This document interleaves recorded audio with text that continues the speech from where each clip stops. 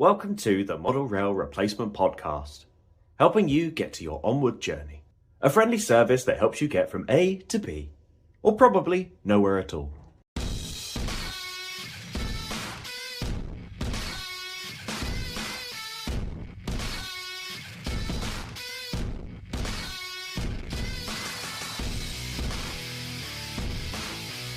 Hello, welcome to the Model Rail Replacement Podcast. I'm your host, James, and I'm not talking to Sam.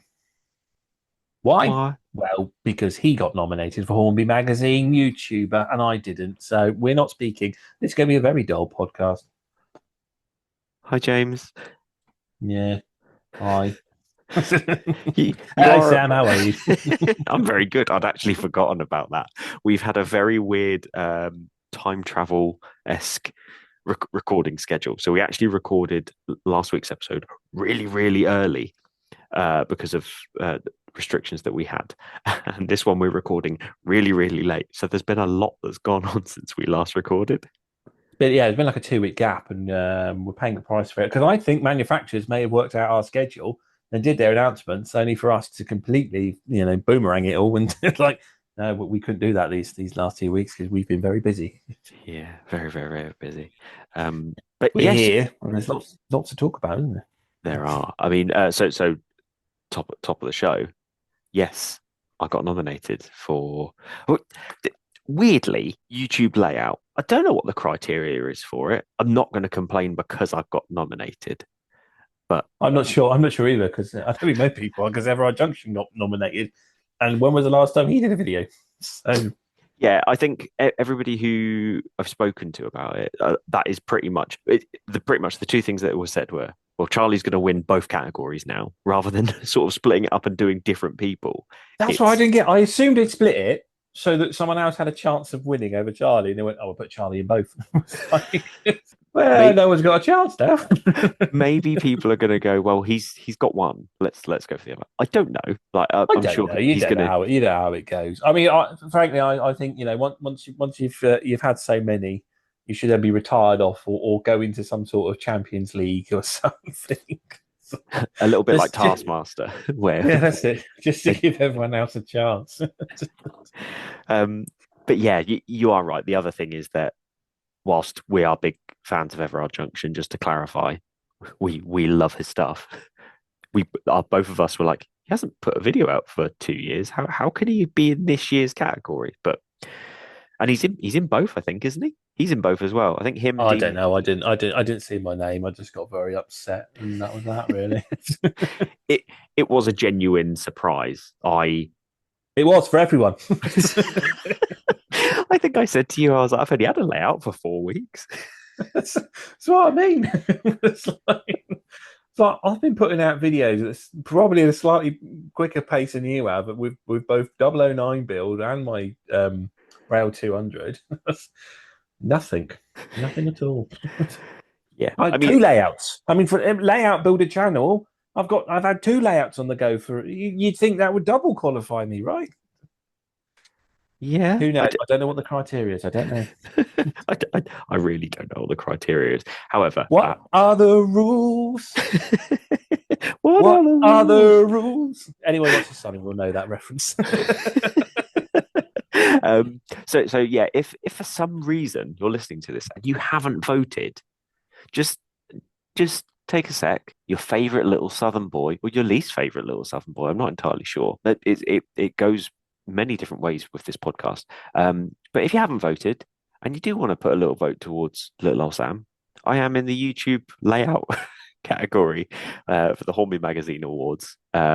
Complete shock. But if you want to vote for me, I'd be eternally grateful. If not, there's plenty of really good ones in there as well in all the categories. Yeah, and obviously vote for us in podcast category because it's about time we had a bit of recognition for the hard work we put into this. There is a podcast category, right? I don't know how to break this to you. So instead, I'm going to ask what you've been up to hobby-wise this week. Yeah, all right. Yeah, tell you what, yeah, vote for Sam, and then once you've done that, write a nice email to Hornby Magazine. And if we get enough demand, We want a podcast category.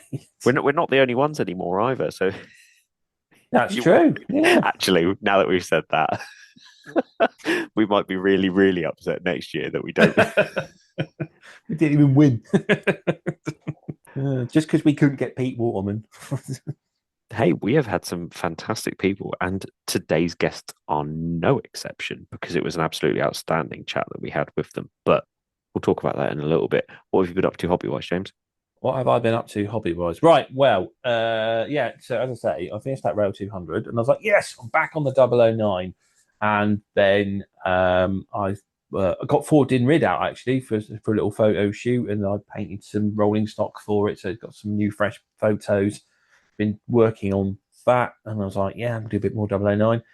And then last week, I'd just got changed and opened my bedroom curtains to spy that my neighbour was throwing out a dining room table. And it was one of these ones that folds down, and it originally came with chairs that were stored in the middle, and it was like one of those little compact ones. Mm-hmm. And I thought to myself, that looks like the perfect size table to put TT on. And as TT stands for tabletop, I thought, well, let's test this theory. So Lenny's been waiting patiently for me to finish my Rail 200 so I could build him a new layout, as I do every year, it seems, because you keep changing scale for him. But yeah, so he was like wanting the layout, and I was like, well, that might do. So I asked my neighbour, so you throwing that out? And she said they were. So I was like, oh, you mind if I'll take it? And because he wants a model railway. So yeah, I've taken this table. It was way too heavy as it was with the original tabletop because it was like an MDF top with laminate over it, and so cut away into that to really reduce the weight, but then sort of turned the tabletop into a frame, so to speak, and then I've put plywood on top, and it's a lot lighter now because the idea is that whilst it's a semi-permanent layout, so it can sit on those casters and be moved around his bedroom, but if we need to get it down the stairs for whatever reason, it can be lifted off the frame and then carried down, and it sort of could be moved about if we need to. So yeah, I've been doing that for him, and we've got as far as putting track down tonight. We just started to sort the bits out for the track, so hopefully he should have a layout by the end of the weekend. Hopefully, something to run his trains on. Which then hopefully will distract him enough that I can then get back in here and work on the 009. But I'm sure he'll insist on scenics, so we'll see on that one. But yeah, been quite busy. I feel like I've done some other stuff as well, but apart from going to Tony's Trains today and spending lots of money there because I bought that beautiful Rapido 01. It's gorgeous, absolutely gorgeous. If you haven't got one, I really do recommend getting one before they sell out. Even that fictional blue livery looks fantastic. So yeah. That's my recommendation today. And obviously, Repeat, I've been quite busy this week. We'll talk about that in the news. But yeah, I think that's everything I've been up to. What about you? I have been banging my head with these Class 50s in TT. I don't know what's wrong with them, but you've been the person receiving a lot of the brunt of my wrath. And I didn't even design them. No, I know, but you're a calming. Sometimes I don't feel like you're a calming, reassuring person to be. No, it depends what mood I'm in. I might just try and stoke that fire a bit more. Yeah, you're also very good at doing that. Yeah. However, both my 250s they've both had 2 completely different problems with them, but neither of them are working fully at the moment. So I am sending them off to TMC, and they're going to have a look at them for me and see what the problem is. But it's infuriating because I've tried everything, and I can guarantee I've tried my HST and my OH shunter on the exact same track, same areas, no problems whatsoever with them. So I've been having a lot of frustration with that. However, I have started now planning and building scenics for the board and trying to work out where to start. And thanks to the people on YouTube, they said, well, a good place to start would actually be the upper level at the back, because once you start populating the areas with the sort of London buildings, you're going to struggle to get back there. And whilst it's not the area I want to do first, it is actually a really good idea to do that area first. So I do appreciate people having said all of these bits. So I've got some more of the Pico extra sleepers to fill in all the gaps because there's lots of those. And then I'll effectively ballast that area, weather it, and then I'll be then building the retaining walls in front of them. I'm waiting for Joseph from that model railway guide to get back to me on that one. So hopefully he's got an answer for me, because I've got his retaining walls kit, and it is really, really nice, and it is really good value for money. But I have actually asked him if there's any chance he could put as many pieces in a line on a sheet of MDF when he prints them. So rather than me sort of, because I effectively need 210 centimeters worth, which each kit is 10 centimeters. So I need 21 of them. And I'd rather be able to do it. Let's say, for example, he can fit 5 on one sheet. It will make my life a lot easier if I have to buy 4 of those and then a couple of extra little kits to do it, so that I don't go completely mad doing each individual one. Yep. And yeah, so I bought a few kits over the last couple of weeks, and I'm just trying to work out how best to populate the area. And I've got some really, really nice buildings from Model UX or Model Lux. I don't know how you pronounce it. They have recently started doing TT buildings, and I bought like an office block, and it's really nice. It's pre-painted, pre-textured, and all that sort of stuff. So it looks really, really good. Built the first block, loved it, and I've gone out and bought loads more buildings to sort of fill up the area. So I've at least got that back line ready to go, and I can start building the MDF kits downstairs and watch TV and hang out with the family. But then I can also come up here and start working out where bits need to go as well. So yeah, hobby's been good. The TTA tankers arrived from Hornby this week, so I've got loads of those coming as well. And after last week's episode, we were talking about a Class 66. There are some 66, there are some 59s that do have pretty much the same headlights as the 66s. So I'm pretty good. I'm almost ready to pull the trigger on a 66 and then repaint it into.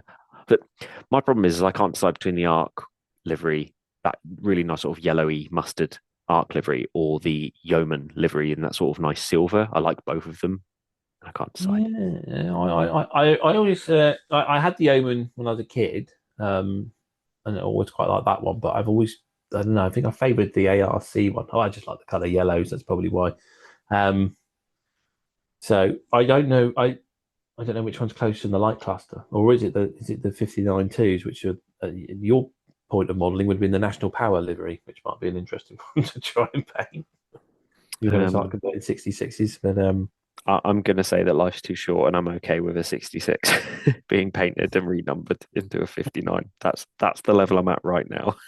I'd say ARC, but personally, but I think I am swayed more towards the mustard yellow. I think that's definitely on the list. I think, judging by Hornby's website, the 50 in NSE is actually due out at the end of this year because it's autumn. That it's planning to come out according to the Hornby website. So I'm hoping that'll be out quite soon, because as I said last week, the thing I'm struggling for is actually locos, not necessarily rolling stock. I've got 1, 2, 3. I've got 5, 6 full rakes of coaches, and then I'm also going to have the TTA wagons by the end of next week. So actually, I'm good for coaches. I'm just struggling for locos now. Yeah, that's fair enough. Yeah, do something like that, and then if you've got your 59 on a break of TTAs, you could just argue that it's driver training when they were getting ready for the 66s that were coming. Maybe a little bit later for your period, but because you've got 50s. But it's that big word compromising TT again, I suppose, isn't it? It is. That sounds cool then. Yeah, look forward to seeing all that. Yeah, I'm trying to take it slow, but at the same time, it's that thing of sometimes your mind goes, I need to do this, and yeah, I'm trying my hardest to not burn out and just sort of appreciate it and enjoy it, because I'm not up here all the time now.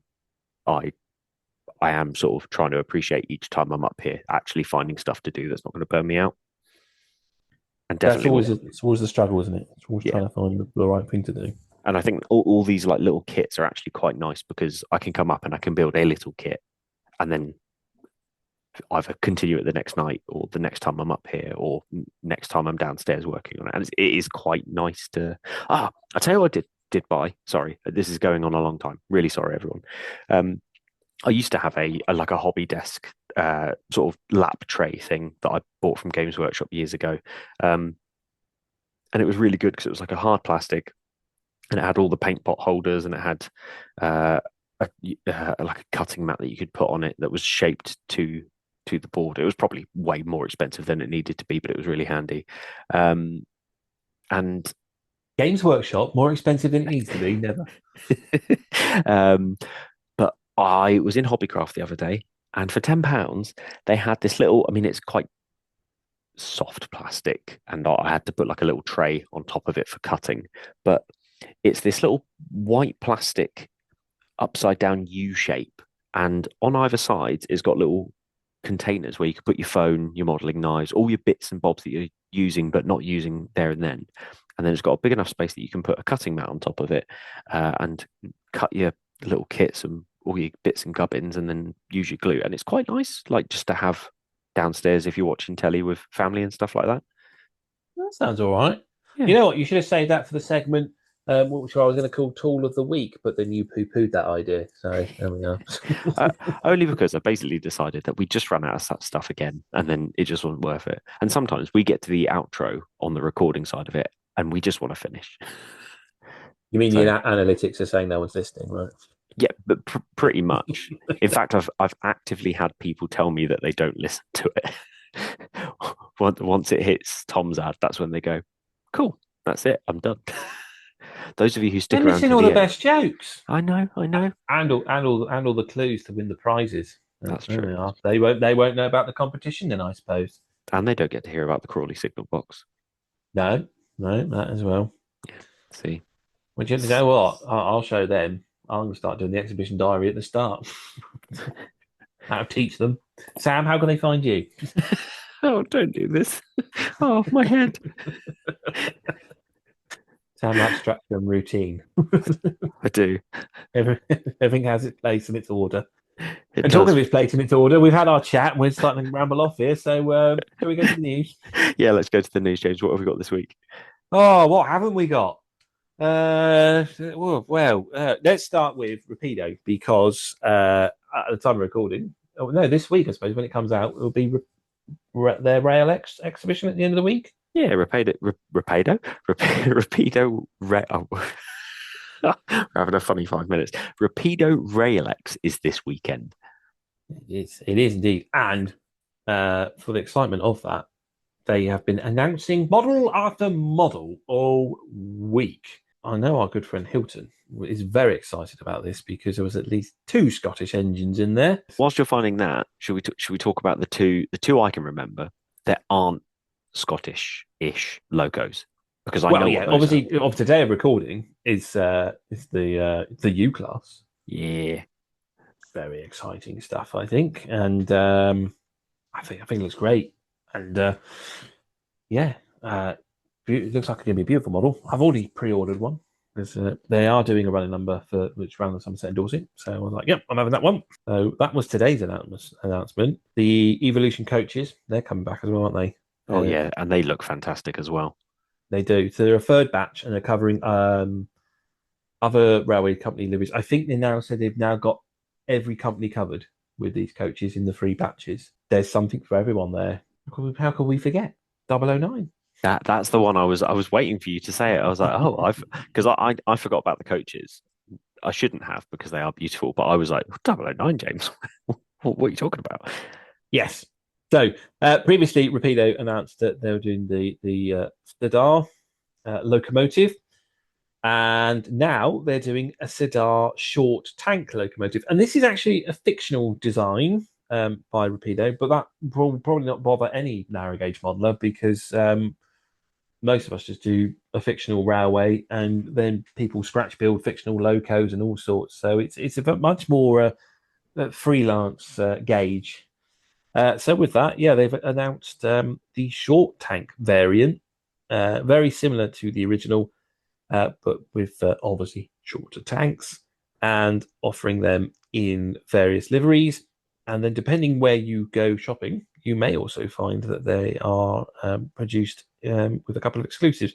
So Rails of Sheffield, to go with the wagons that they previously announced with the War Department Army Green, will be having the War Department Army Green locomotive. Members of the 009 Society will be able to get an exclusive locomotive from there. I don't think it's currently available on the website. The website does say, be patient and wait, we'll get this sorted. And I'm very eager to get that one because it matches the livery of my mid Snowden Railway engines. So it's the very dark blue with red side rods livery that I use. So I don't know if someone at 009 Society has been very nice and picked that livery just for me. I like to think so. But yeah, so I was quite pleased to get that one. So yeah, nice to see some more 009 come in. Yeah, and I think as the wagons are great, but I actually think I prefer this version of the cider tank, cider, however you want to pronounce it.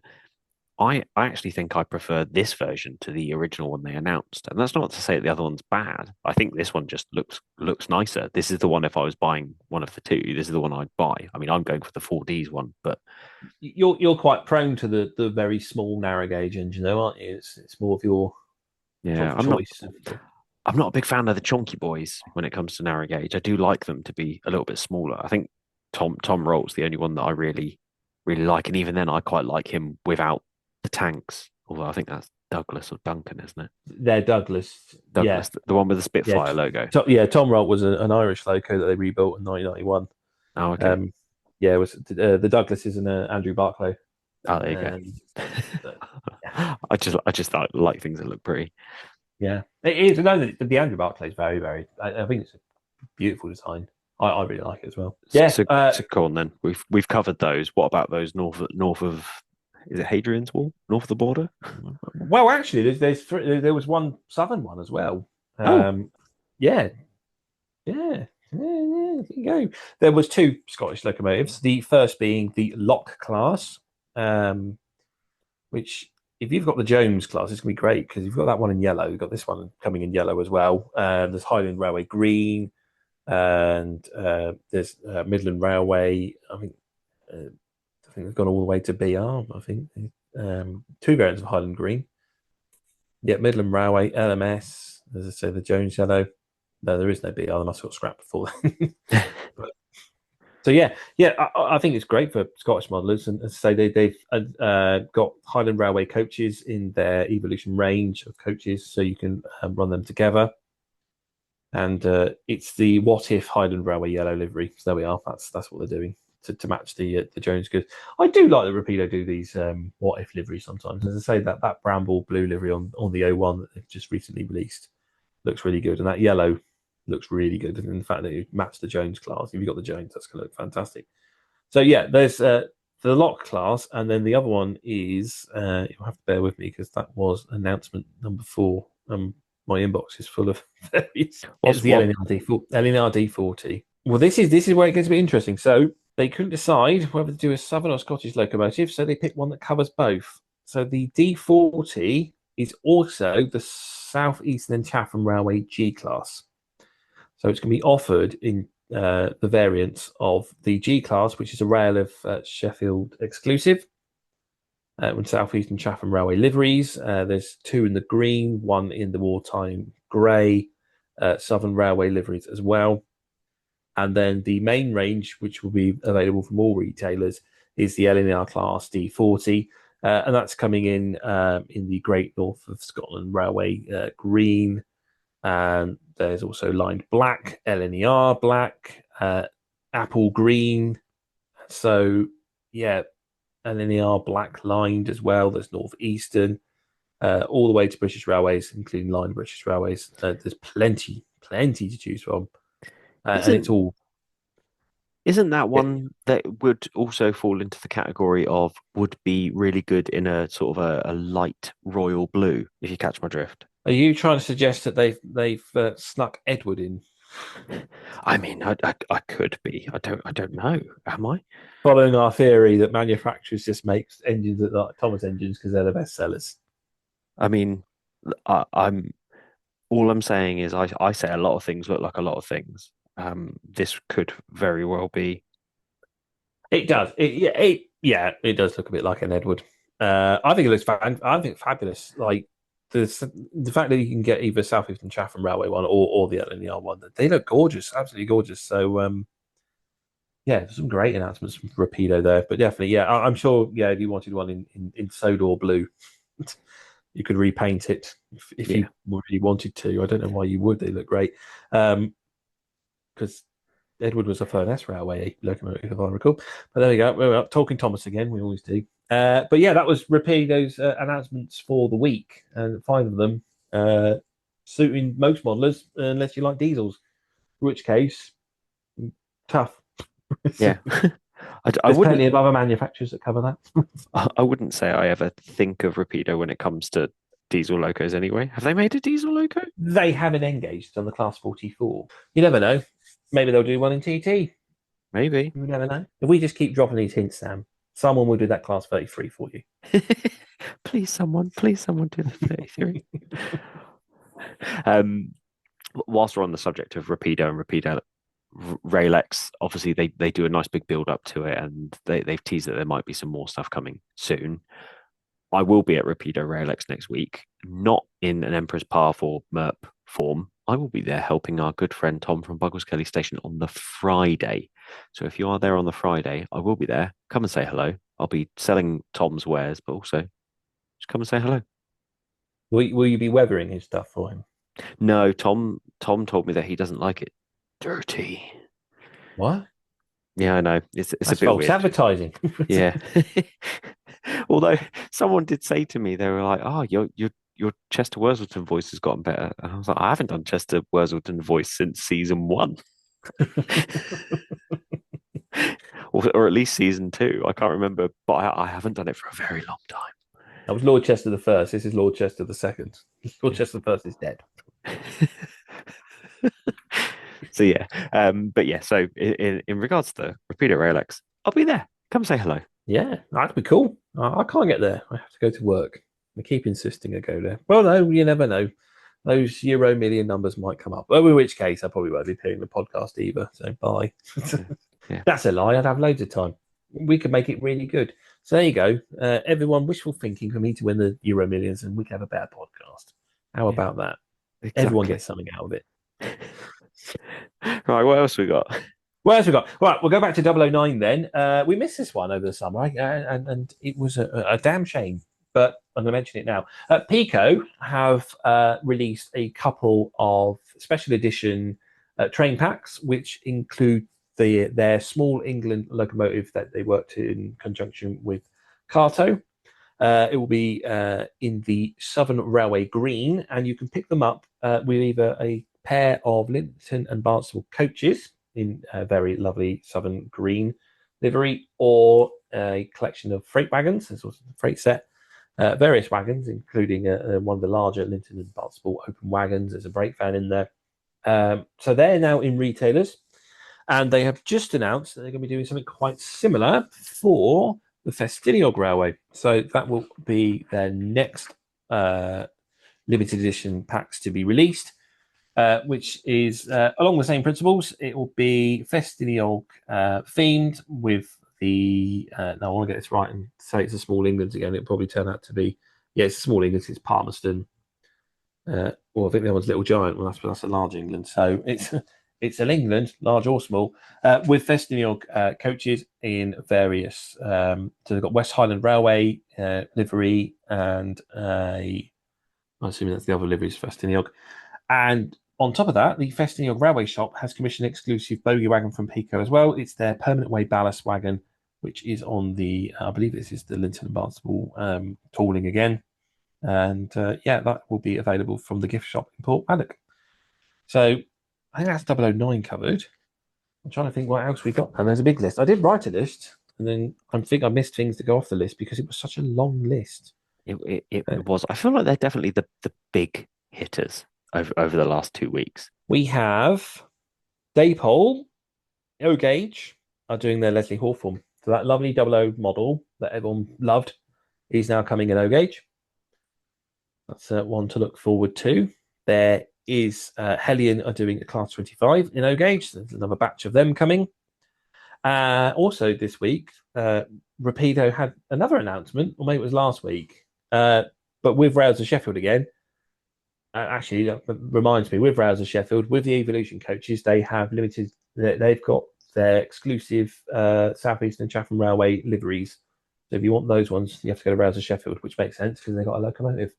But they're also doing London, Brighton, South Coast Railway brake vans. This was announced last week in various liveries and various sizes. So there's the 4-wheel brake van, the 6-wheel brake van.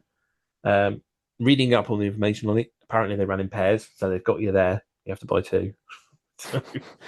But yeah, it was quite a bit. I don't know if we've missed anything, probably. But there's so much news over the last sort of 10 days since we've been recording. It was difficult to keep up. It's all pre-ordering anyway, so it's not like anyone's missed out on a model just yet. Yeah, that's true. And if you've had to wait an additional week for us to tell you, then maybe you need to get your finger on the pulse yourselves. Right, talking to manufacturers. So yeah, we've obviously had manufacturers before, but we've never had one that's done a locomotive. That was until this week, where we have Cav and Alex from Cavalex. So they are on the show to talk about their business and what they do to make those delightful models that you get to run in your layout. So we're going to take a short break. When we come back, we're talking to Cav and Alex from Cavalex.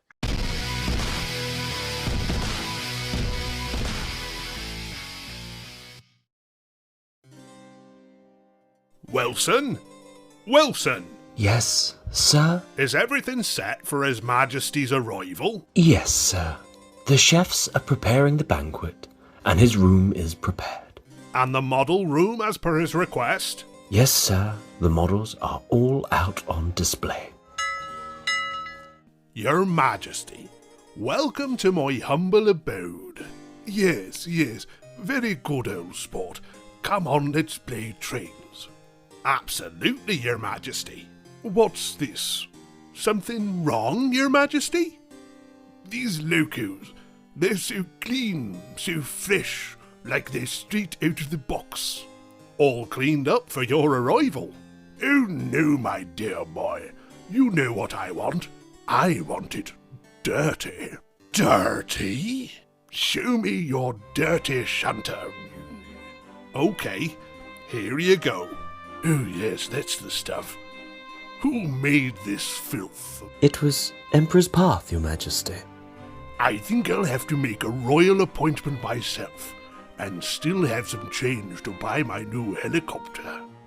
You can get your models weathered by Emperor's Path using just the airbrush for a light dusting, or alternatively, oil paints and airbrush to add that extra depth.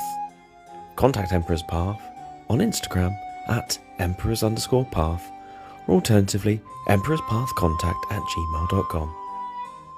Emperor's Path? I'm the only emperor around here.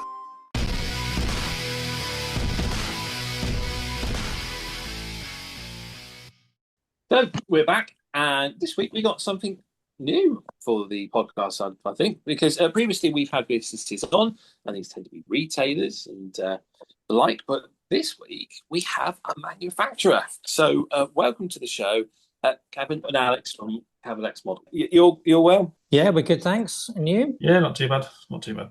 Excellent stuff. Yeah, no, as I say, not too bad, but sleepy. But I'll get there. I'll get there. So, how are you? Because we're start of the model railway season now, so to speak. It's usually about September time that we start looking towards exhibitions and shows. Have you guys got a lot lined up for the next few months? So we've got a couple of. I've got a local show near me a week on Saturday. Then we're at AGR Models in Leighton Buzzard the week after, and then it's Getz, I think, isn't it, Cav? So yeah, Getz is the next big one. Yeah, excellent stuff. Yeah, that's I suppose that's the first round of the big ones, isn't it, for the season? So you'll be out and about, and people will be able to see your wonderful models. So I suppose for anyone that doesn't know you or massively aware of your company, how did you start out? What made you want to create your own models? Because it's just you two, isn't it? Is that right? Yes. So it is Cav and Alex, and then we have a few friends that help us behind the scenes. And then my son Will helps us with some of the social media. But it is predominantly us with some help behind the scenes. Yeah. Yeah. So how did it come about? How did you decide that you wanted to enter this world of manufacturing? Well, it's I suppose it's a long story and a short one, I guess, as well. We like the long Alex... one. People like the long ones in podcasts. So. well, me and Alex, we were always kind of avid sort of OCD sort of modelers, I guess, back in the sort of early days of RM Web. And we sort of knew each other for a lot of years. We'd both done a lot of projects on there, showed people a lot of our sort of modeling prowess, I guess, without being too modest. And we just got to a point where Alex approached me. It was kind of the advent of 3D printing, I think, where when that Yes, sort of became it was becoming the mainstream. You could sort of buy 3D printers and that kind of thing.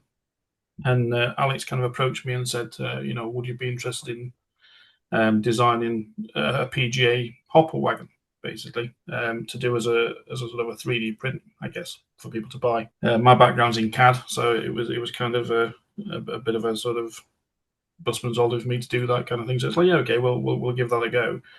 And it was just kind of looking into how you would do a 3D printed kit, I guess, and all that kind of thing. And it kind of spiraled from there, really. We realised that 3D printing was quite a new technology and a long-winded technology for producing something that people would want to buy. So that's when we sort of started looking at the injection molding side of it, isn't it, Alex? Yeah, I mean, it was, as Cav said, at the time they were in their infancy, really coming, out of the sort of main industry. And we then worked out if we had, say, 2 customers coming to us at the same time that were going to model the Mount Saul to Radlett working, which could load up to plus 40 wagons, printing 22 hours per wagon. And then if we were going to have, 80 plus wagons just for 2 customers, we just figured that just wasn't going to work. So we then started looking at potentially doing like an Airfix kit. But then we decided, why don't we go all in and go the whole hog and look at ready to run? And that's how, our first wagon, the PGA, came about. And it has snowballed I certainly didn't imagine it would turn turn into anything like this. No, not at all. Because at the end of the day, we just wanted to sort of put our sort of knowledge of fine scale modelling and sort of detail and accuracy into something that people could buy ready to run, and then once we did that PGA, it was kind of we got bitten by the bug, so to speak. We saw what could be produced at the factories. At that point, no one. I mean, this was before people were adding sort of underframe detail and that kind of stuff. We were sort of the first company to do that, really.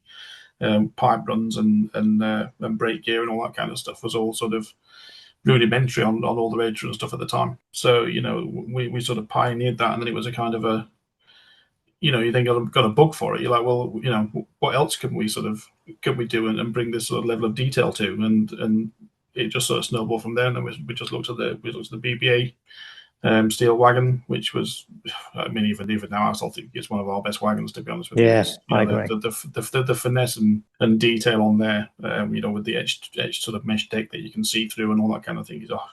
It's still a fantastic wagon. A good friend of ours, James, organised for us to visit Scunthorpe to look over some BBAs. And so we met at Scunthorpe, and it was a roasting day. So if you picture, us turning up, the sun was beating down. It was roasting. So we're climbing all over BBAs, going under, taking photos, looking at everything. And we both almost had this eureka moment that up until that point, the vast majority, if not all, bogey wagons at the time, the bogey was I know where you're going with this.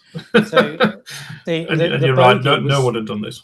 the bogey was just two side frames with a cross brace. There was no detail, no brake detail, no brake gear, no nothing going with it. And we both sort of looked at the real FBT6 bogey, and it's the FBT6, yeah. And we both looked at it and we both thought, if we go into all this trouble of having a see-through fine etched mesh deck, we need to have all the detail on the bogey. The bogey needs to be a model of its own. Yeah. So, absolutely. And it was so funny because at the time we didn't know this, but James was listening to us, and I think he probably thought we were two complete loons. And in fairness, he was right. And so that sort of led to the development of the bogey, because we wanted it to be, if somebody was modelling a wagon works, they could have the wagon up on jacks and the bogey, away from the wagon itself, and yet it would still just be a model of the real bogey. Which we felt that it should be, and from then on, it's just continued our obsession with detail and accuracy. Yeah. And that's been the standard for all of our bogey wagons moving forward. So every bogey wagon we've produced, we've actually done a faithful replica of the actual bogey itself on every one of our bogey models. Yeah, I think your models. I've had a few of them, and they are outstanding in the detail. And I know from my own experience, I took some of those Lima PGA wagons, sort of the mismatch of diagrams that Lima did to make a representation of a PGA. And once upon a time, people were happy with that sort of wagon, and I wanted to have a go at making the detail in that. And I think I spent about 3-4 years on those rated wagons. So for you guys to go out there and have a look at the details and produce them as a model, it's incredible, especially when you do look at what you have made and the effort you put into it. And like you say, the bogies, they're great. And if you can see through the wagon, you should be able to see the detail that's beneath. And I think that sort of extra detail that you've gone to there is appreciated by the modeler. And there definitely has been a change in how other manufacturers approach rolling stock as well since then. Kudos to you. You've probably started a revolution there. Well, I'd like to think so. Yeah, absolutely. It was always an ambition of ours to sort of push the technology forward, I guess, and push what the factories can produce.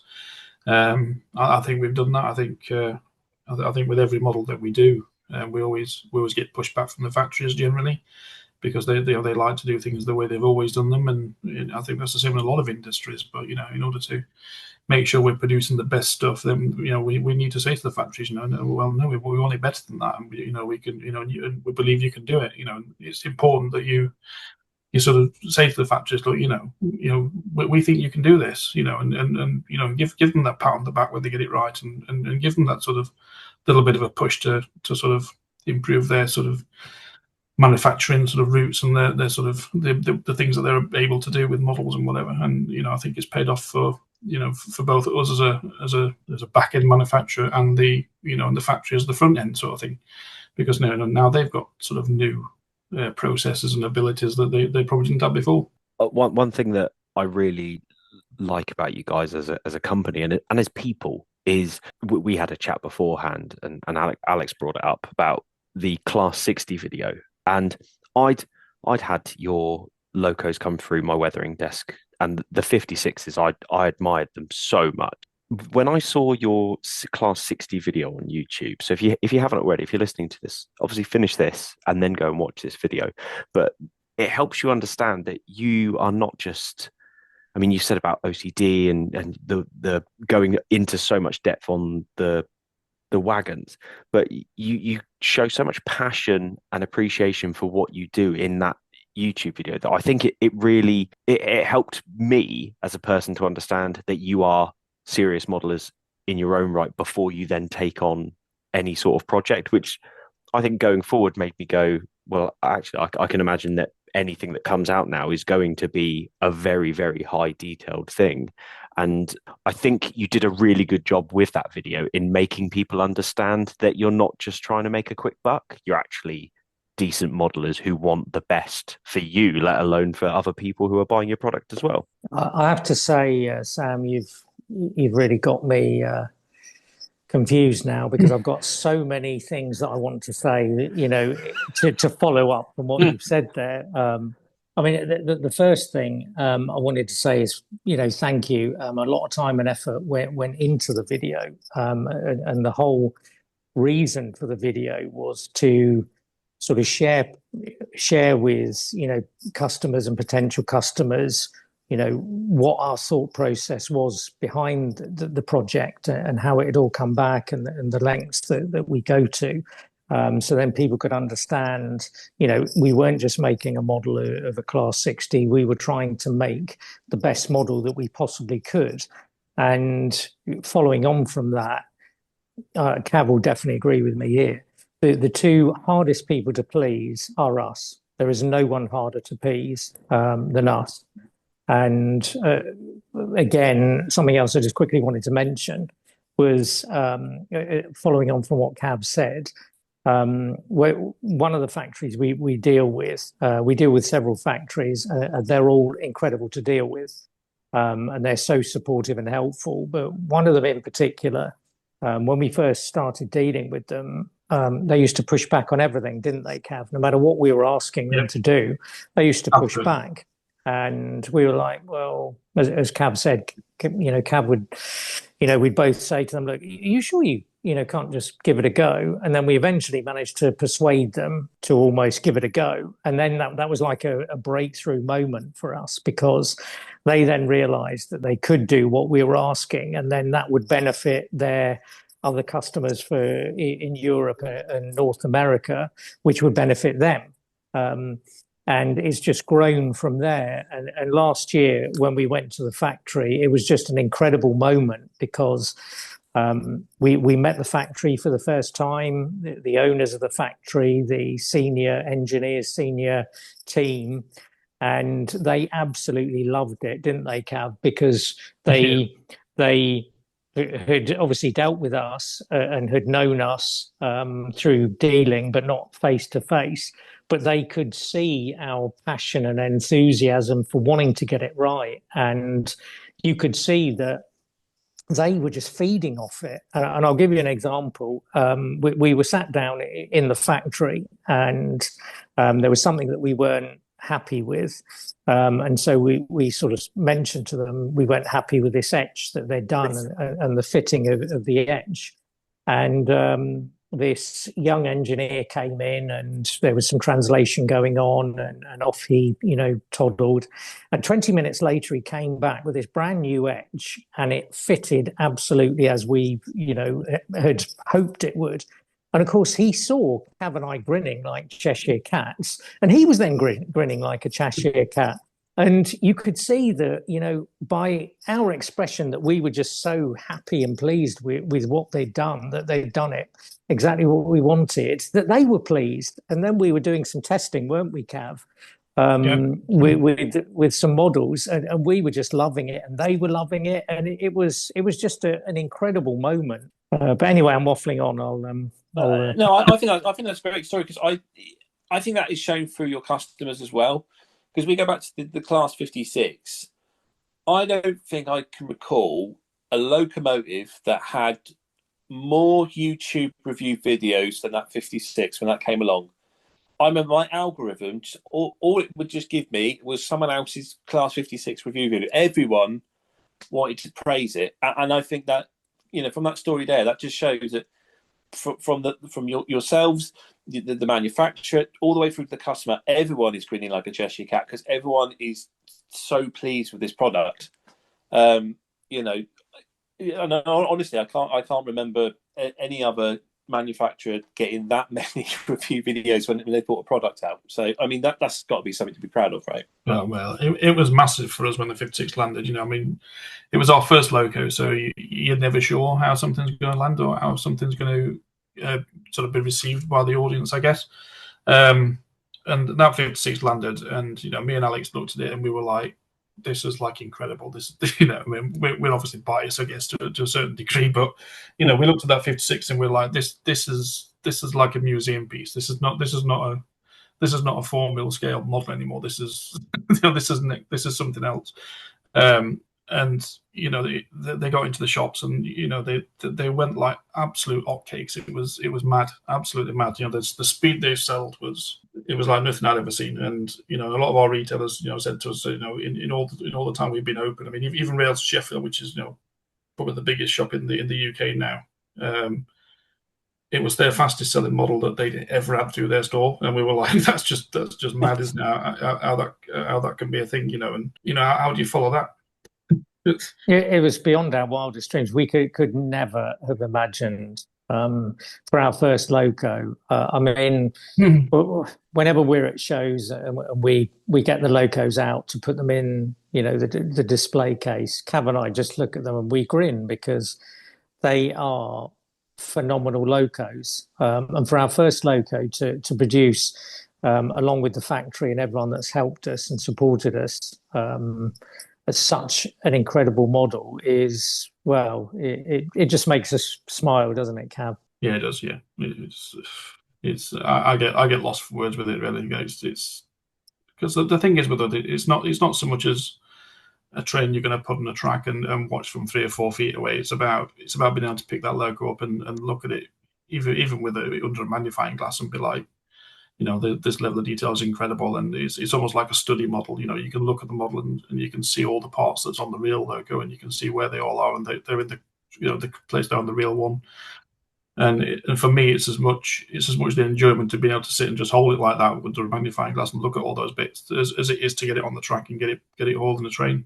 So yeah, I think even like the packaging, when you open that box and the cradle, it becomes apparent how much details on that loco. Like it strikes you immediately, and I mean that was another thing. Everyone was really praising the way you packaged the model.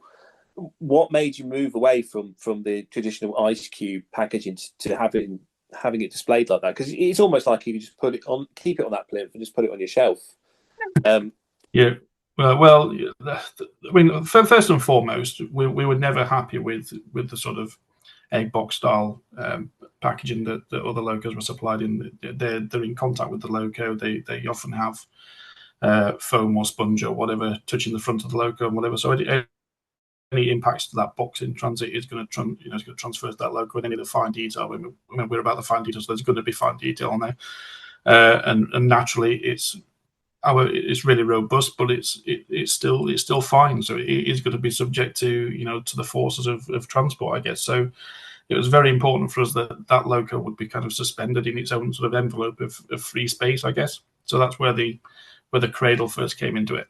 And then secondly, of course, if it's in an egg box, you can't see it when you do that first reveal, I guess. So when you open the box and you take that foam away, what you want is that sort of buyer experience of and the wow factor of you take that off and you see the logo there, you see it in the flesh. There's nothing in the way. There's no egg box or anything in the way that's going to sort of spoil that first view of your logo as you take the lid off the box. And that's part of the buyer experience and the sort of the ownership experience, I suppose, of a scale model, I guess.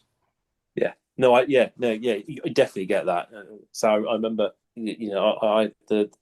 the Colas 56, it come through and opened it, and as I say, it just struck you how beautiful this model was. And yeah, I agree. Sometimes when they turn up in that sort of the egg box style packaging, it sort of loses that kind of joyous moment of owning that model, I suppose. It's kind of just in there, and usually you're lifting it up by the roof and then you're just gently putting it on the track, and I think you do miss that detail, whereas if you've opened your packaging, as you say, you lift that bit of foam and there it is right in front of you, and because of the way it's held in that cradle, I can still see it in my mind now. Just all that underside detail on those bogies was just amazing.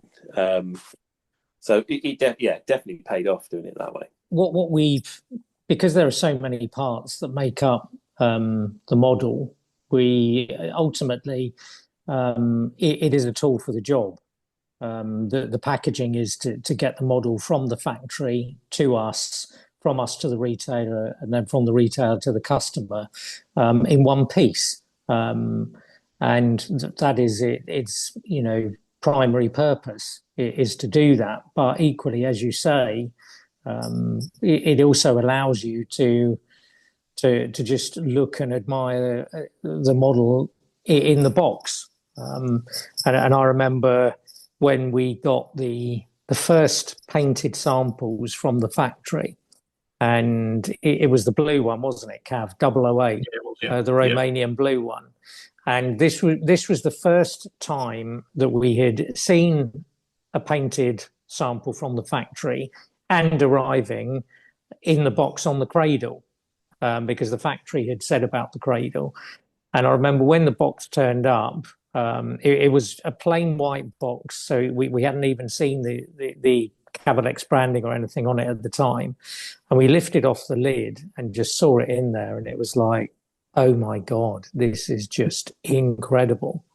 And I still think 008 is my favourite one, because there's just something about it that it just captures the real thing in miniature. And I just remember lifting that lid off and experiencing exactly what you've described, James. And because we just looked at it, we were just speechless, weren't we, Cav? And we were like, wow, what is this?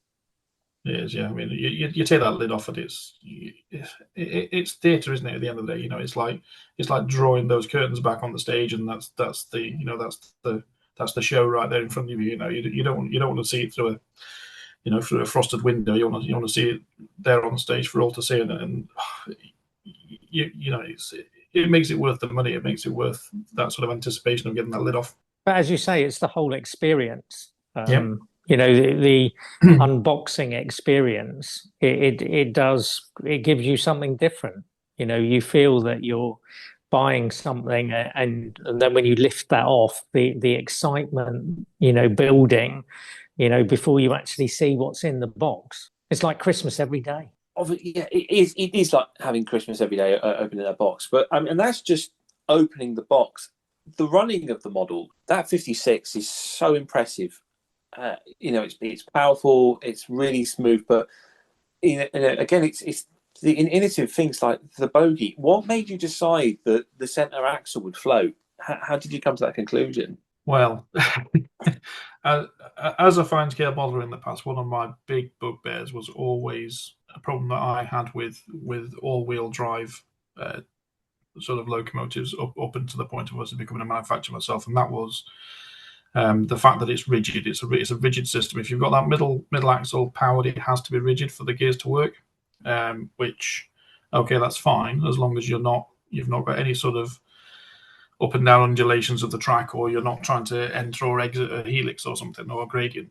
As soon as you start doing that, you're then prone to getting the sort of the front wheel of the bogie sort of seesawing on that middle axle. So for me, it was a necessity I felt for good running and essential for anyone doing P4 or sort of the fine scales, because their track is a lot less forgiving than even 00 really. So for us, that floating axle was always going to be a thing. We were never going to go away from that.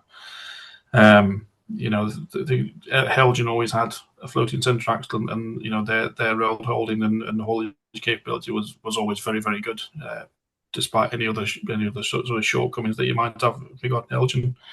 Their running ability and haulage was always very, very good, and it's never impacted the ability for a train to haul anything. It's still, it's still got the power to haul stuff. It also just gives that flexibility for sort of traversing uneven track, I guess. And as Cav says, first and foremost, the model has to have good running and good road handling. So it doesn't matter how good it looks. It needs to have good running qualities. Yeah, definitely. Yeah, I think one of the most frustrating things you can have, especially in this day and age when people say about the prices of models and how much it costs, is to get something that looks beautiful and then put it on the track only for it to just frustrate you. The fact that it's not going round, it's stalling, or the various tedious problems that you can find with a model railway locomotive. Let's say I remember putting that 56 on the track and it's just going round absolutely beautifully.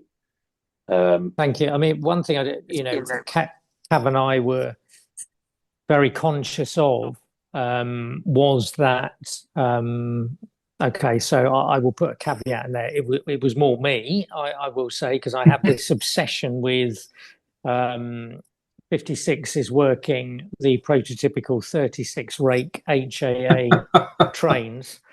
And so it had to be able to do that, because for those that have issues like I do, that want to run or have to run them in 36 wagon rakes to recreate that, it had to be able to do that. So during the development stage, from first engineering prototype sample all the way through, we undertook extensive testing, as we've shown with videos on YouTube on numerous customer layouts around the country, because our thought process was, if somebody got a 56 through the post and it couldn't haul 3 HAAs, we could straight away turn around to them and say, well, it should pull 36, no problem at all. So you clearly have a problem. Could you please get in contact with your retailer where you bought it from, or send it to us, because it needs looking at.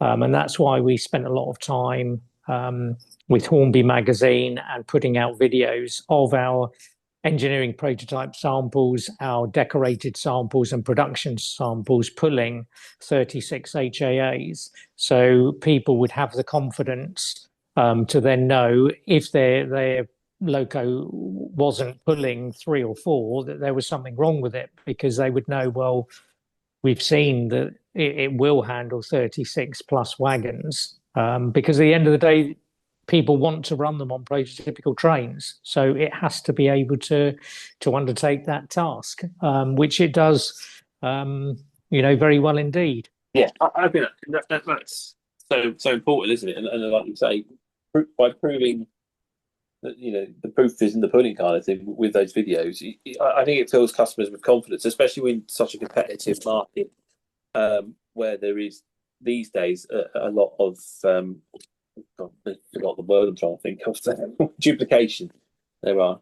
I think it's important to make sure that model stands out in that way. And obviously, you brought the Class 60 to the market as well, and that shows a lot of the features that you've put into the 56. But I mean, it's other additions like the magnetic snow pad at the front, where you can just swap the detail around. That to me seems like a great idea, because I mean. We mentioned Hellion. One of the frustrating things I find with Hellion is they always put the pipes on, and it looks wonderful when you take out the box, but then you can't couple it to anything because you're too afraid that you're going to damage something. Again, how did you come around that idea? Was it just pushing the boundaries of what you can do, like what you wanted to see? The magnetic buffer beam came about from the Class 91, because we were going to do the valance was going to be magnetic. So it would have been worked in a similar way as the snowplow and buffer beam does on the 60, if that makes sense. Yeah, because our thought with the 91 is that obviously for sort of 99% of the time you're going to run it with the aerodynamic nose first on Mark IV stock and whatever. But as you know, the 91 was designed to run sort of slab end first, and like on occasion as well. So. We were thinking, well, how can people utilize that slab end haulage but still maintain the sort of front end detail when they're on their usual sort of Mark IV sort of diagrams, I guess. So, the idea there was that we'd have magnetically removable and swappable buffer beams, so that if you did want to run it slab end first, you could switch out the pointy end to a valance and buffer beam that you could accommodate an M coupler, and then of course if you wanted to then put it back onto your stock, you could then switch it back to the fully detailed one, and that was the idea back then for the 91, which was going to be our first sort of locomotive project. So when the Class 60 came along, of course that's got a snowplow on, which is very similar to a valance, I guess, in that respect. And we sort of sat there thinking, well, how are we going to deal with the snowplow without having a sort of an obtrusive slot in the snowplow for that people are going to have to cope with at all times if they want to haul anything. So it just made sense to sort of carry on the sort of valance idea for the snowplow on the 60s. So that's how that sort of developed, really. Which then, of course, gave birth to the sort of the AMD thing that we've come up with, which is the sort of the adaptable magnetic detail. So moving forward, we're probably going to sort of introduce variously sort of alternate magnetic sort of things you can switch out and whatever in to sort of give your sort of your play value to the models a little bit more. So if you want to sort of change things up a little bit, you can switch things out. So that's kind of the idea with the AMD stuff. So the buff used on the 60 was the first sort of step towards that, and there's things on sort of future projects that will also sort of embrace the AMD. That's really cool. Yeah, it's such a shame that your 91 didn't come to market, and for obvious reasons, you decided not to go with it. But when you're describing something like that, because I think it's great seeing like the 91 run slab end, and it's something you don't see on any layout, because I think even on the newer offering that option isn't there. But yeah, it's always fascinating when you sort of look through magazines or books and you see photos of the 91. Helping a classmate out. It's been a bit of bother. I think even when they first went on the sort of a chartered train, if I recall, it's like the white roof Mark ones, and it's putting it that way. And it's such a different train to model. That's I feel disappointed now that that we didn't get that. You're not as disappointed as us, James. Believe me. I'm just going to get a tissue. Excuse me. I know, right? Do you know, that's the biggest thing that's come out of this chat, is that I genuinely believe that you're just as upset. Like someone could easily say that, but I believe, having had this conversation with you, that you are genuinely upset that it's not coming around. And I think that's something that's actually come out of this. Well, I'd just like to say, Sam, just in case this hasn't come across, I'm a diesel man myself. I'll be totally honest. I'm really into diesels. Cav obviously likes both. That's not to say I don't like electrics, but I prefer diesels. So when we sort of got into the 91, I became obsessed with it, absolutely obsessed with it, and really got into it. And so to say that we were both gutted is understatement of the year, because we were just eating, breathing, sleeping the 91 and the Mark IVs, and it did become an obsession, probably an unhealthy obsession, I might add. But honestly, those locos are just absolute machines, and spending so much time with them and researching it and getting into it. And we've said this to quite a few people at shows over the years since we parked the project.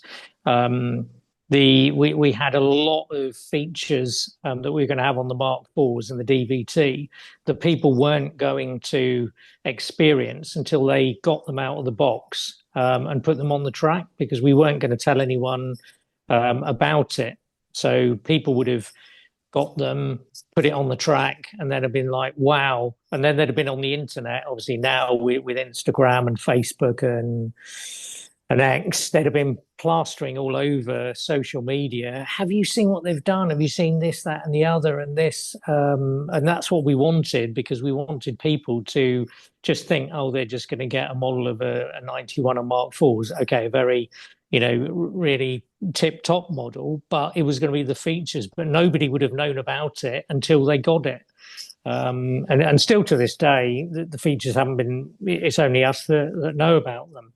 But I can tell you we were both very upset. But, it's, with hindsight, it's a wonderful thing. But I think it's probably the best thing that ever happened to us, in all honesty. We didn't see it at the time, but we're still gutted. But yeah, I can imagine you must be. But it obviously did lead to other things. And as you say, the 56, the 60. And now you've got the 47 as your next project, with 504 examples of the class. There's plenty to choose from.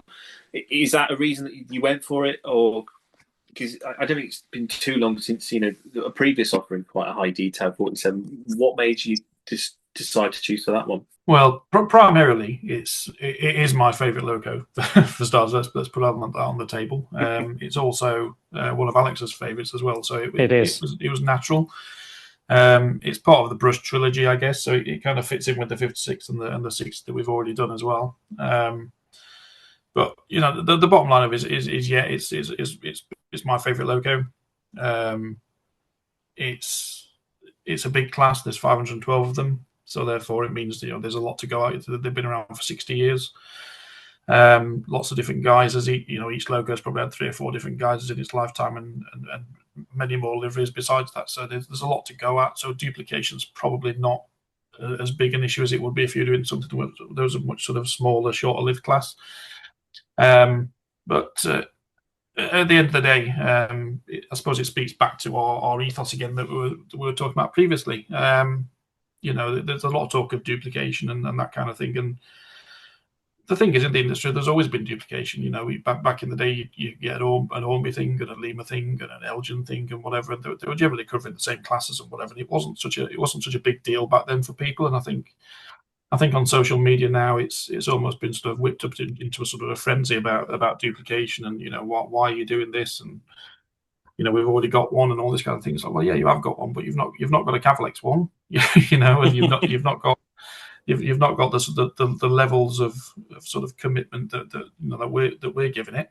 Can I say, when you announced your Class 47, I had switched to TT months before, and it was the first time since I switched to TT that I was genuinely sad that I'd switched from 00, because having seen the previous offerings that you've had, and I was like, and I saw the CAD drawings of it, and I just instantly went, oh no, I've made a mistake. But it's very rare that James knows I'm quite stingy with my money, and I try my hardest to be careful about where I'm putting my pre-orders and stuff like that.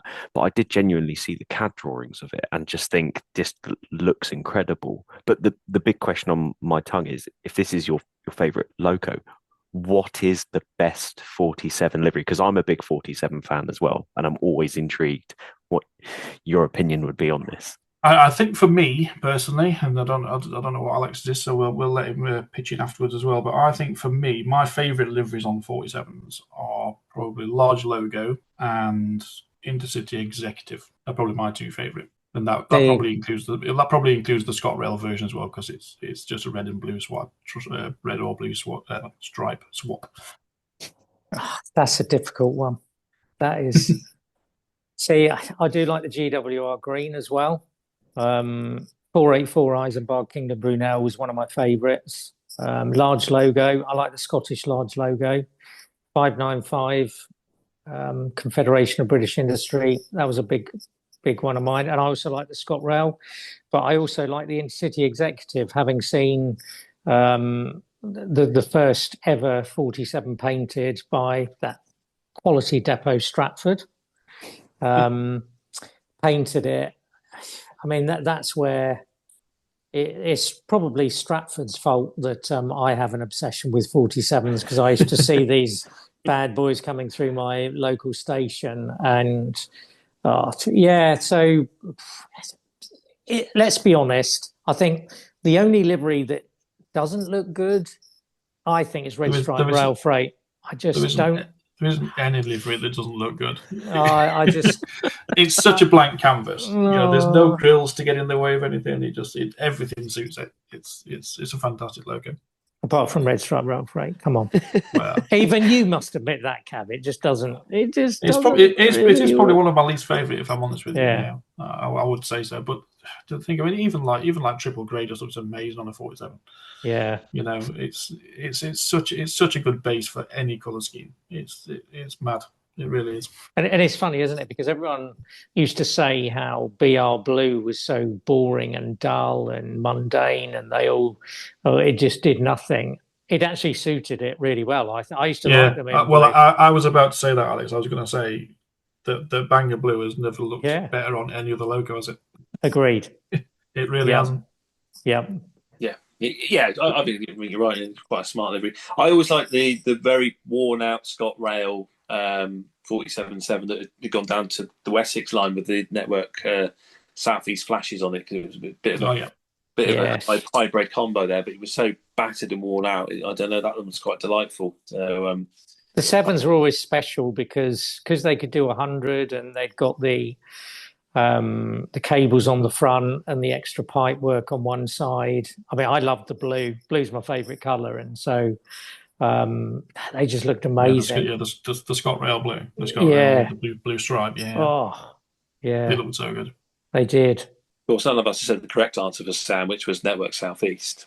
Is that what he likes? Of course. Well, yeah. actually, my favourite is the Intercity Executive on a There we go. 47. It does look amazing with the yellow cab roof and all that kind of thing. It looks, yeah. Good. I agree. And I'll tell you, one of my favourite 47s is actually 406 when it was Rail Riders. That comes up regularly on the show. That is such a good logo, but it's an odd one because the headlights in a non-standard position, so it's not something that can easily be modelled really. Yeah, I think I recall a lot of people wanting to renumber one and then saying that was an issue because of the position of the lights. You could just get another logo, and so it sort of makes sense. I think Bachmann did a 406, but it was incorrect, of course, because they'd not got the correct Cantrell grills because it's a generator, and they'd also got the headlight in the standard position, which of course is not correct for 406 either. So if we did it, we'd like to do it correctly, I think. And I would love to do it. I would love us to do it. Big fan of 406. Yes. Takes back to my childhood. Yes. It's so incredible. It's just you two guys and what you've achieved so far. Obviously, you've got people in the background, as you said, but you know, you've been around for what 7 years, something like that. Yeah, it's 8 years, isn't it? It was 20. Well, 20. It was 2016. We started the PGA project, and the company was formed in 2017. So that's 3, 5. That's 8 years. Yeah, 8 years this year. We've actually been an official company, and then 9 years since we started the PGA. Wow. And you've got you've got some great models under your belt. Is there a particular favourite out of everything that you've produced so far that stands out to you? Out of all of our children. Out of all of our projects, including wagons. Yeah, wagons and all. I think you have to split it to wagons and locos. I think for the loco side of it, I think I love both the 56 and the 60. I think the batch 2 56 will be even better than the first one. We've made a few mods on that one, so that's even going to be even better. I think the 60 edges it for me. I think as a model, the detail, and I mean even the stuff you would never even think would be on the models actually on that model. I took a photograph actually last night in my workshop of the center axle covers and whatever on the bogie last night with a macro lens, and I realised that the factory had even where it says SKF on the middle of the axle. Well, underneath that on the real one, there's actually stamps in the castings for the tower for the suspension tower that says Blair and the casting number, which is I think it's like 49379 or something, but it's tiny. In real life, it's probably only an inch high, if that. But I put them on the CADs as a bit of almost a little bit of a sort of a. Oh, it'd be nice if they could do this, but I'm not giving any hope for that because it's so small. Yeah. And on the macro shot I did last night, you can actually see the Blair and the casting on the bogey tower. It's just mad. I mean that text in 4mm scale must be no bigger than about 0.1 millimeters or something. It's just so small you can't see it with your naked eye. So the levels of detail on that 60 is just absolutely out of this world, and without trying to blow our own trumpet, I don't think there's anything on the market with as much detail as that 60. But that's what's so great about it, because I think today's not just about running trains around on your layout. I think this the model railway world has changed, and it's so much more. And I think. I mean, me and Sam discussed this in layout design. Nowadays, some of Everard Jones just brings to mind. He didn't just build his layout just because he wanted to run trains around. He built it with in mind that where he could get his camera angles from. What would look best. Again, it goes that analogy of theatre. And so when you are producing model that, like you say, you've got the macro lens of your camera onto it, and you're picking out such tiny detail that's almost impossible to see with the naked eye. I, as a model, appreciate that because I think it adds that sense of realism to the photo, especially when I've worked so hard on a layout that I'm trying to make it look as realistic as possible. If you're then producing a loco that I can barely tell the difference between that and the real life thing, it says so much about the passion that you have for the product and the quality of what you can purchase. I mean, another thing. On the 60, another thing that Cav laughs at me at again, quite a few times, I might add, was my obsession with the Coney damper build plates. Now, on the as built from Brushworks in Loughborough, you'll notice that if you look at photos, you'll see the grey bogey damper, and there's like a brass plate, and it's red with sort of, I suppose, brass squares and whatnot on the Coney damper logo. The Coney logo. And I had to have that on our models because it's so noticeable when you look at the photos of the real thing. We couldn't just put a red, rectangle on there. Well, I couldn't. And so on the actual artwork, that we send to the factory, you can see all the detail on there. And then when you actually zoom in and look, you can see that it isn't just a red rectangle. It's got all the different shapes and colours on there, which also makes it realistic. And whilst, some might, argue that you don't need that level of detail, we feel that, it should have that level of detail. That's what we're about. We're about recreating the real thing in scale form. And that's not just looking at it, it's also the sound and what we call the driver experience. We want to put people in the driving seat and think that they're driving that loco and make it as realistic so people immerse themselves in plane trains. I mean, it's taking plane trains to a whole new level. Sorry to go off on a tangent, but before we did the sound for the 56, Cav and I were both, I suppose, on the fence with sound. I certainly felt that it was in its infancy. And one of the things for me was that if you saw a model go past, it didn't matter if it was light engine or on an empty train or a loaded train, it just sounded the same. And, if you see a Class 56 go past light engine, and then you see it come back with an empty rake of HAAs, and then you see it go back the other way with a loaded set, it will sound different. And we wanted to, as best we could, recreate that on our models.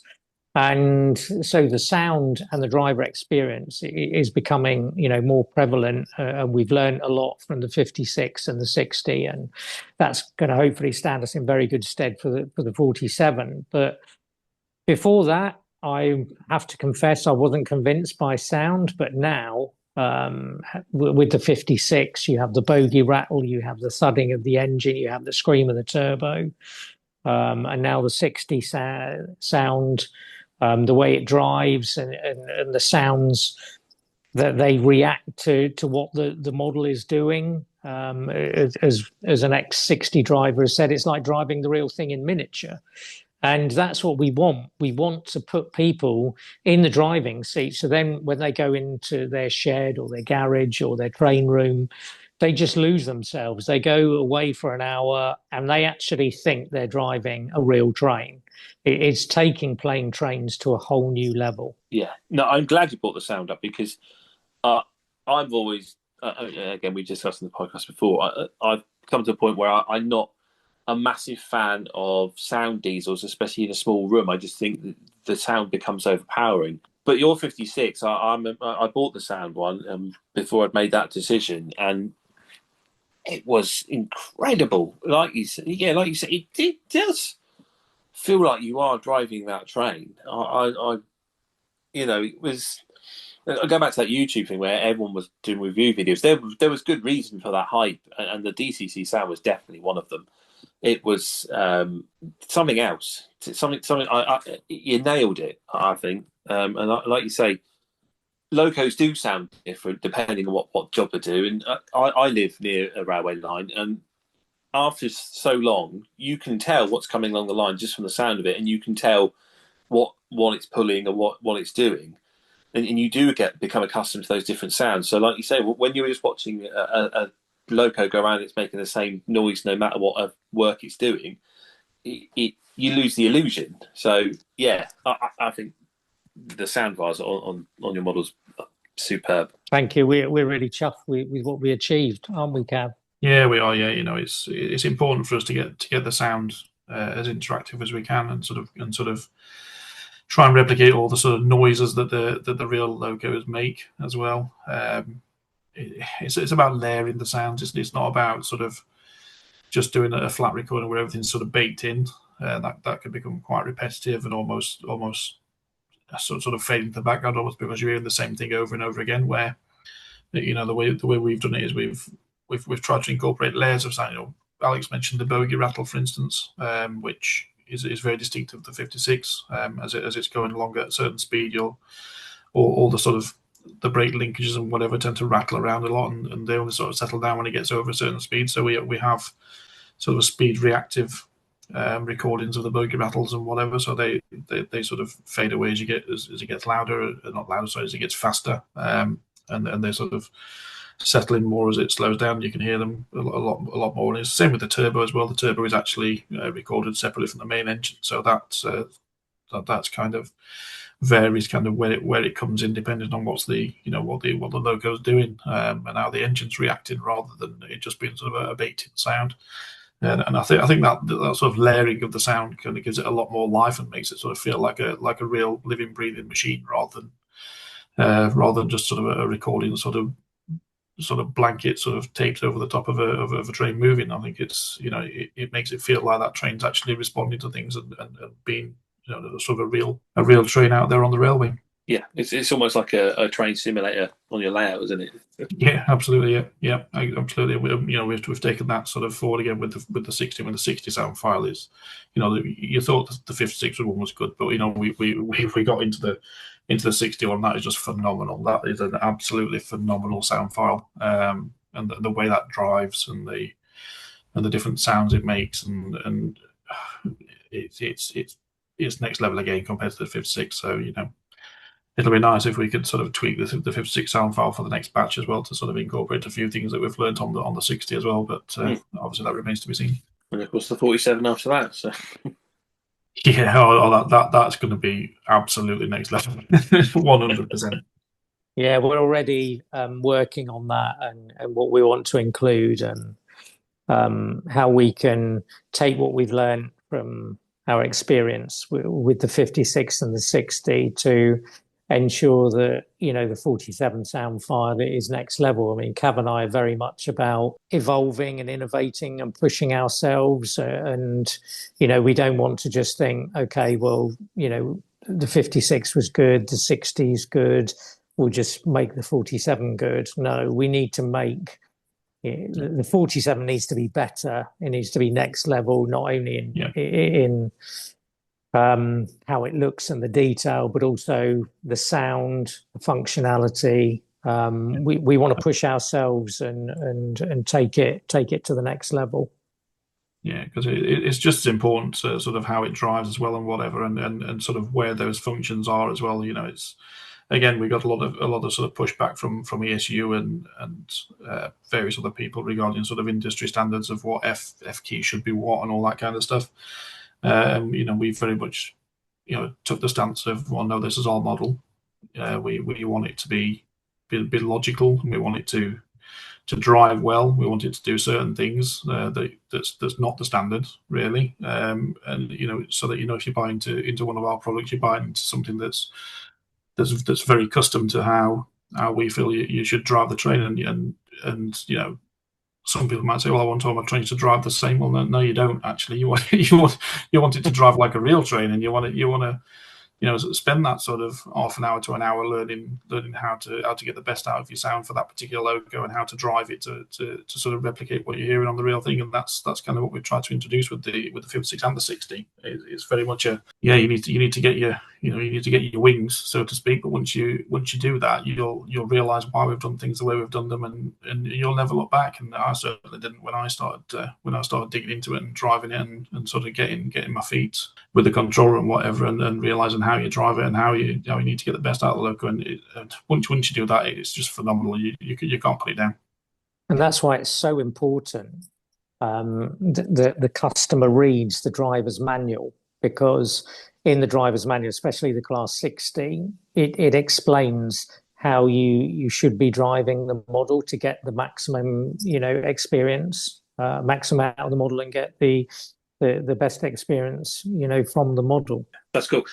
I'm in total agreement, because from a signalling point of view, I like to see a layout signaled properly, and when it's done right, it just looks so much better. So the fact that you're giving us a driving manual for a loco, it might sound ridiculous, but yeah, I think it's a great idea to again, it comes back to that detail. You put all that effort into your scenery and all the other bits. Why aren't you driving your train correctly? So yeah, no, I'm in agreement with you. I feel exactly the same with signalling on the layout. There's if you're going to have it, do it right, and it makes it so much more realistic. So as you say, people spend all that time trying to make the world look real with all the details they put in their scenes. You should be driving your locomotives correct, and I think it's great that you put a little sort of manual, so to speak, in the box, so people know how to get the best out of their model.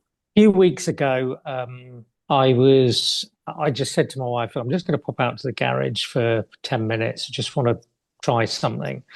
And an hour and a half later, I came back in, and my wife said, oh, that was a long 10 minutes. And all I'd done was, I'll be totally honest with you, I put down a bit of track with two sidings into a head shunt, just so then I could have a little play with, so I can do some proper testing of our models. So I put a 60 on the track, and I got some stone wagons, and I did a cold start, and I then changed ends. And I don't know if you're aware, but with the sounds, there's cab in and cab out. So when you go out, you open the inner door, close the inner door, open the outer door, close the outer door. So I was pretending that I'd started it at one end. I then got out of the loco, walked along, and then pressed cab in. So the outer door opened and closed, inner door opened and closed. I then changed the lights. I then moved it forward, coupled up to the wagons. I then got out. And I was actually, it's actually embarrassing, but I completely lost myself. I actually thought I was a driver, and I apologise to all the drivers out there that do it, properly and do that all the time. But I completely lost myself for an hour and a half, and all I'd done was I'd started up, moved it, coupled it up to some wagons, moved them up, ran round the wagons, and then gone the other. It was just, but that's what it does to you. And I'm going to drop Cav in it here, but at Showcase. At Sutton Coldfield DMU Showcase back in June, Cav spent most of the weekend just driving a 60 up and down this our scenic board, and he just completely lost himself, didn't you, Cav? Yeah, it's not even got any points or anything. It's just basically 4 or 5 lengths of track, isn't it? At the end of the day, and all you can do is go down and back up again, and that's all you can do. And I spent the whole day just messing around with the 60, just going up and down the track, like. Unbelievable. Was it like 4 or 5 feet with the track at most? Yeah. And I just whiled away hours just going down the track, going to the other end, driving it back up the track, going around to the other end, driving it down the track. It's mad. It is mad. You just get hooked into it. It's like a drug. It's great, isn't it? It is when it's like that. I just finished my Rail 200 project, and my son was desperate to play on it because it was just a little shunting layout. And he went in here, and like 3 hours later, he finally came back out because he just got absorbed into it. And I think when you've got something like that you can just lose yourself and immerse yourself with something you enjoy so much, I think that's the delight of this hobby, and I think that's what we're all looking for. And I think you've achieved it there. We mentioned in our Class 60 video, didn't we, Cav, that everyone enjoys the hobby differently, whether you're making track, making buildings, making layouts, wiring, building kits, or just getting out some track and running trains. Everyone enjoys it differently. We should all embrace that and, respect that we're not all the same. That's what makes the hobby, that we all enjoy it differently. But as long as you enjoy it, that is the main thing, because we all have so much going on in our lives, be it work, home, whatever. We all have our hobbies, whether that's playing golf, going to football or cinema, cycling, whatever it is, going to the gym. We all have I suppose, our release mechanism, our valve to release the stress of everyday life. And we're just hoping that we can help play a little part on that. With our models, to give people enjoyment. Yeah, I think you definitely achieved that there. I think we'll probably wrap things up, but it's been absolute delight to talk to you. But before we do, I just got a few quick questions I want to ask you. When are you doing a steam engine? I wouldn't say we'd never do one. Something to look forward to. Yeah, I think that's as much as we can say at this point. That's fair enough. Sam wants to know: are you doing TT 120? I like TT. Yes. I think we've got 25 things to announce on Monday, especially for you, Sam. Yep, everything we've done so far, we're doing it. No, we're not doing it. My heart skipped a little bit then. No, as I mentioned to Sam earlier when before we were on this call, I like TT. I think it's a very, very nice scale. It's more manageable for space if you like sort of mainline stuff, which I do. I'm a big mainline fan, but it's a little bit more sort of detailed, I guess, than N-Gauge. So it's a very nice scale. It looks smart, but as it currently is in the state, I find it it's lacking in available stock. Absolutely, and I would agree with that. And how you would get into it at this point, I mean, hats off to Sam getting into it at this point, because for me, I'd be like, well, I can't model anywhere. It's this. There's not the stock to do it. So yeah, it is a nice scale. The old chicken and egg, isn't it? Yeah. There's got to be people making it, but it's. I mean, I don't want to upset it's committed, isn't it? But I mean, the East Coast is quite popular in TT 120 at the moment, and they haven't done 91 yet. So I'm just saying. There you go. You see that might be it. That might be the neither nor coffin. That mate. Not gonna lie, when you said that, I nearly jumped out of my chair, because I want a 47, I want a 56, and I'd happily take a 60 as well. And I was like, perfect, I'll just get it. But I get it, and it is quite telling whether or not this is deliberate or not. Because this was meant to be a joke question, first of all, but the fact that you said never say never to Steam, but you've just sort of very calmly told me that at the moment we're doing a chicken and egg. Let's wait and see. I think the problem with the TT at the minute is, especially for a company that's our size, I don't know if we are a big enough company to sort of champion that, I guess, because it's a commercial decision at the end of the day, and we have to make sure that what we make, I guess, is going to warrant the time that me and Alex put in, because there's only me and Alex. Our time is very precious. No, that's fair enough, isn't it? I'm sure Sam will get what he wants in the end. I always get what I want. One last question, and obviously Cavalex is the combination of your names. Why did you go with that and not Alan? Alan. I think it should have been Alan Models. What the hell? Yeah. I don't know. I can't really remember how we came up with the Cavalex, really, apart from obviously it's a combination of our names. Do you know what? I was in the car earlier, Cav, and I was preempting this, and I couldn't remember how the name came about, because I was trying to think, how did it come about? But it just did. But I was racking my brains trying to figure out how it had come about. Because I can remember one night we were talking about company names, because we're obviously going to register. We're going to register the company, of course. Yeah. Which would be back in 2017, and it was like, well, what the hell are we going to call the company? And and I can't remember how Cavalex came about. I don't know. It almost feels like we copped out a little bit now, doesn't it? Just put our names together, whatever. That'll do. But it's quite amusing, because at times, I had one at the weekend where people, it just suddenly you see the penny drop and the realization that it's Cav and Alex. Yeah. And it's almost like the Britain's Got Talent moment. I'm Cav and I'm Alex and we're Cavalex. Our very own Jedwood. You could have gone with Ant and Deck and you picked Jedwood. Got the reference. Yeah, exactly. That's exactly what we've done, isn't it, Sam? What the hell? Yeah, Yeah. we've done that. We've done the Jedwood. I don't think Millward and Perkins would have been good. Yeah, Millward and Perkins. Yes. I think if we set up a law firm, that's what it's got to be. Yes, definitely. Yeah, that's got a ring to it. I like it. I have to get a little shop on my layout now, and that can be one of the shops. Right. Probably best we wrap this up. Too silly, I suppose, but absolute pleasure talking to you guys. It's been delightful listening to everything that's gone into your business, everything that's gone into those models, the hard work that you put in there, the detail to attention to detail. That's my lack of attention to detail there. That you do, and I as a customer appreciate it, and I'm sure many of your other customers appreciate that too. And all I can say is thank you very much for coming on.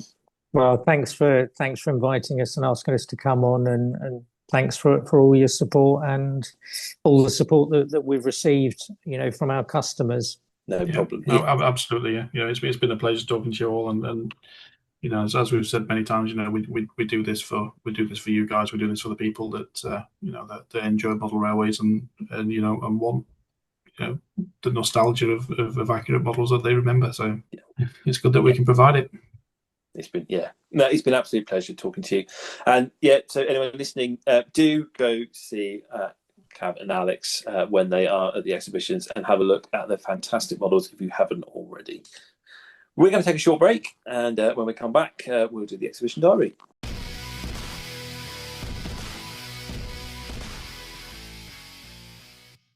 You there? Oh, me? Do you like model railways? Yes, that's why I'm listening to the Model Rail Replacement podcast. Do you like comedy?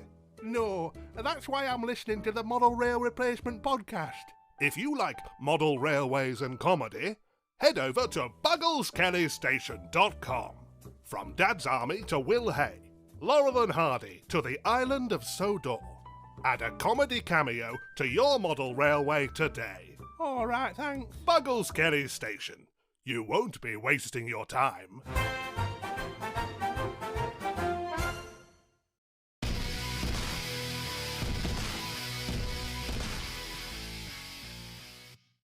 Well, that was an absolutely delightful chat, I felt, and I thoroughly enjoyed it. Did you? I assume you did. Yeah, I had a really time-wise, I've mostly edited that section, and it was really nice to sit there and spoiler, I usually sit and write notes as we're going through these recordings with guests, so I have like notes to look at when I'm editing, so I have a rough idea of where I'm going to be cutting and stuff like that, so I'm not surprised by it when it comes back. I found that chat so interesting. I actually barely wrote any notes whilst I was doing it. I got so distracted with the actual chat that I barely wrote any notes about it, and I just thought it was such a nice, genuine chat about model railways. It was really enjoyable. I'm looking forward to seeing their Class 47. See what they come up with. Yeah, we'll see if it's a loco that I pick up for Port Creek just to sort of have sitting on the bridge. And that's Sam back into 00. You picked your scale. He's going back to 00, people. I just need to clarify. He's had enough of his Class 50s. They're not working. He's given up. That's it. It'll be ripped up by next week. And Port Creek will be dusted off, and he'll be building around it again. Let's get the exhibition diary open for this up and coming weekend then of let's say Saturday the 20th. But obviously we start on Friday the 19th with Rail-X and Rapido's show. Yes, so the Rapido Rail-X is Friday the 19th and Saturday the 20th of September. So a little bit of an oddity, but on Friday the 19th and Saturday the 20th of September, Rapido Rail-X. And it will be at the Market Hall in Maidstone, Kent. That's ME16 8LW, which is only a 5-minute walk from Maidstone West Railway Station, if you're interested. That's the Market Hall in Maidstone, Kent. So yeah, that starts off the weekend on the Friday. Following that, then on Saturday the 20th is the Gosport Model Railroad Club Open Day and Exhibition at the St Mary's Church Parish Centre in Green Road, Atherstoke in Gosport, Hampshire. Following that is the Chorley and District Model Railway Club on Down Memory Lane, Hillside Methodist Church in Park Road, Brent School in Chorley, Lancashire. Following that then is the Saturday the 20th East Kent Model Railway Society at Whitstable, the pop-up model railway show. This is the Strode Park House in Lower Herne Road in Herne Bay, Kent. Ipswich Railway Modelers Association Club Open Day, updated. It's cancelled. Sorry, folks. It's not on. Don't go there. Kettering and District Model Railway Society is having one on the 20th, though, so maybe you can get to that one. It's across the other side of Anglia, but, might be worth it. It's at All Saints Church in William Street, Kettering, Northamptonshire. Trent Valley Model Railway Society at the Lichfield Model Railway Show. That's at the Life Church in Newverstow, Lichfield, Staffordshire. Merseyside and South West Lancs Narrow Gauge Group is having a members' open day at the Rainhill Village Hall, Dane Court in Rainhill, Merseyside. Heart of England Narrow Gauge Modelers having their monthly meet at the usual spot at the Scout Hut in Hill Morton. The Mid Essex Model Railway Clubs having their 46th annual Model Railway exhibition at the Bishop's Hill College in Railay Road, Shenfield, Essex. Colne Valley Model Railway Club 15th annual Model Railway show at the Willand Village Hall in Gables Road, Willand, Devon.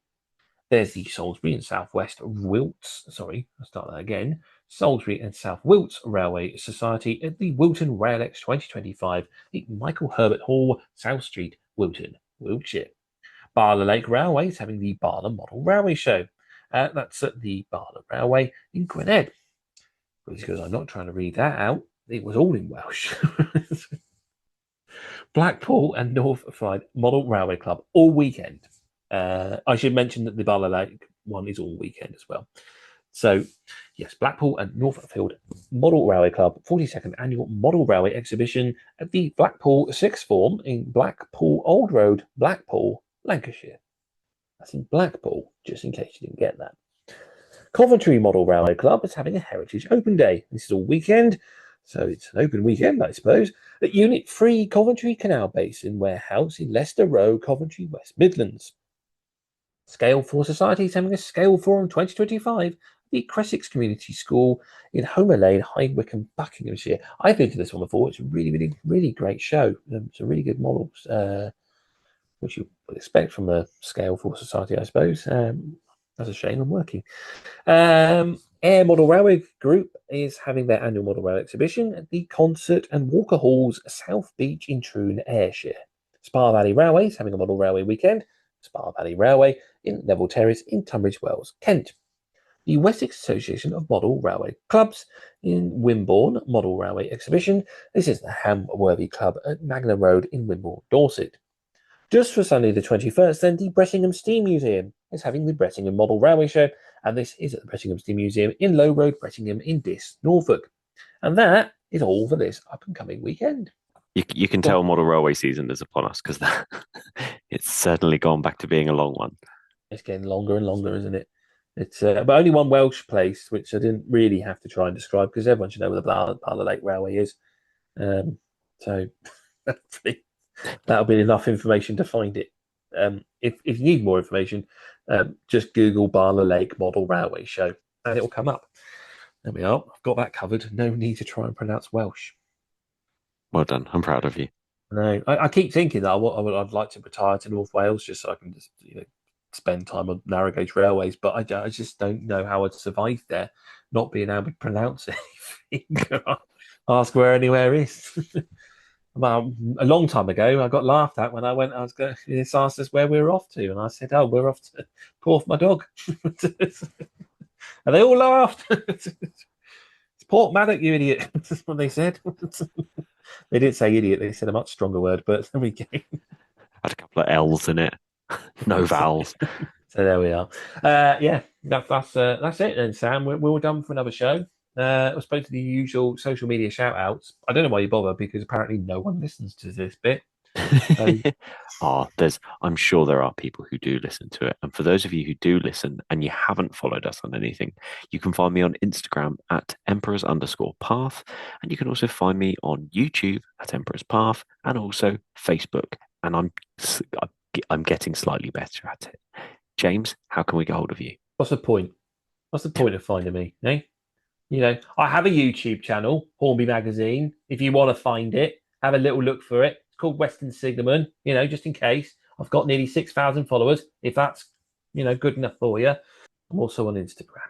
You okay? And Model Rail Replacement Podcast is on Instagram as well. It's also on Facebook and on YouTube. And as of this week, YouTube will be the only channel, should I say, Model Rail Replacement Podcast will be the only channel on YouTube where you'll be able to listen to us.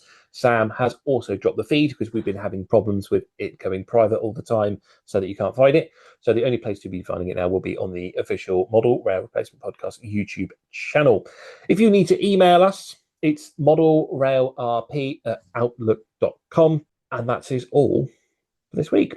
All I can say is that hopefully we've been entertaining, informative, and I've replaced your model railway, if only just for a little bit. I've been James, and with me has been Sam. Thanks for listening. This service terminates here. Please ensure you take all of your personal belongings with you.